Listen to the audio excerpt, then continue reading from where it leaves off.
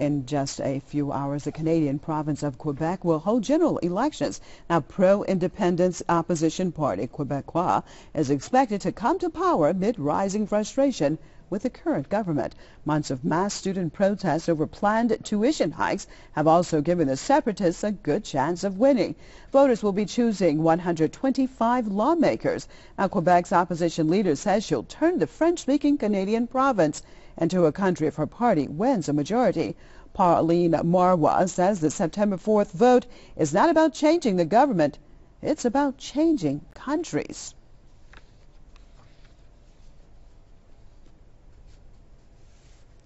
We'll switch over to Calgary, joined by Press TV's correspondent Joshua Blakeney. Hi, Joshua. Quite some statements being made over there. I want to look at overall with what is being said by Pauline Marois. Do people really believe that she will try to go for separation if she's elected, or do they feel that it's basically pre-election propaganda?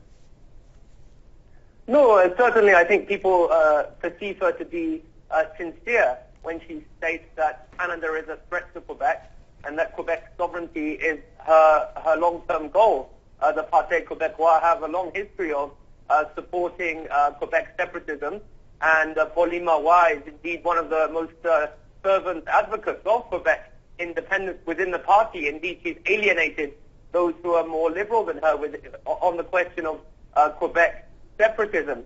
The Parti Québécois have stated that they would rescind the proposals of the Charest government, the Liberal government, which of course is a federal government, a government that seeks to keep Quebec within the framework of Canada, and which has incurred the wrath of students throughout the province of Quebec, who have obviously been disgruntled and upset with the proposed tuition hike.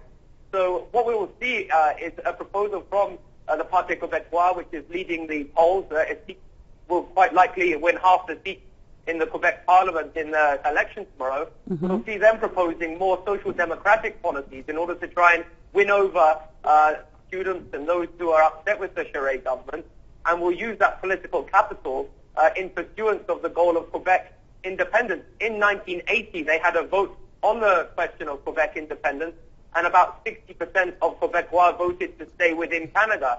In 1995, they had a subsequent election, and indeed it was much closer.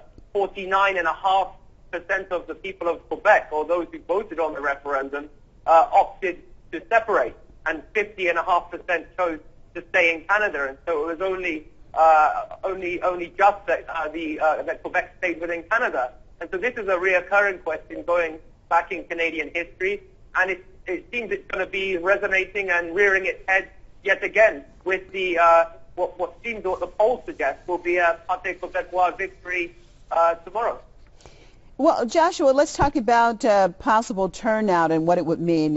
Is it expected that there are going to be a lot of people turning out for the vote? And if it happens, will it favor Ms. Marois, or will it favor someone else? Explain the whole breakdown about that, please.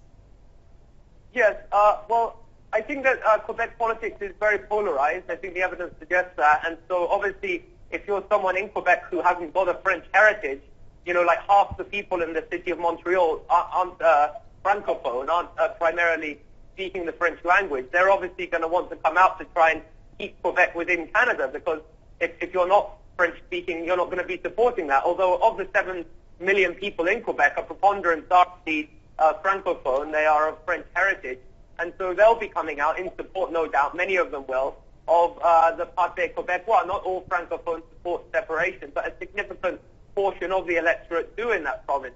And so I think what we're going to see is Mademoiselle Marois will come out and propose quite hard demands of the federal government to devolve power, to do devolution, you know, as we see, for example, in the UK with Scottish and Welsh independence. We'll see some hard demands from her, and when the federal government, led by Stephen Harper, denies those demands to her, we'll then see proposals for independence. So I think that's how history will unfold.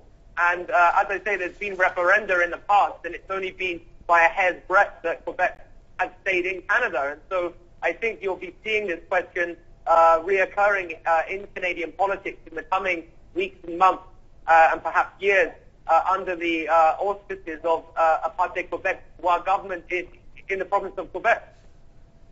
All right, well, thank you so much, Joshua, for that report. And, of course, I know that it's very late at night, and you're going to have a busy day tomorrow. Thanks so much, Press TV's correspondent Joshua Blakeney in Calgary. Well, now Moody's ratings agency lowers the European Union's credit rating outlook from stable to negative. Moody's says that the cut reflects negative outlooks assigned to the bloc's key budget contributors.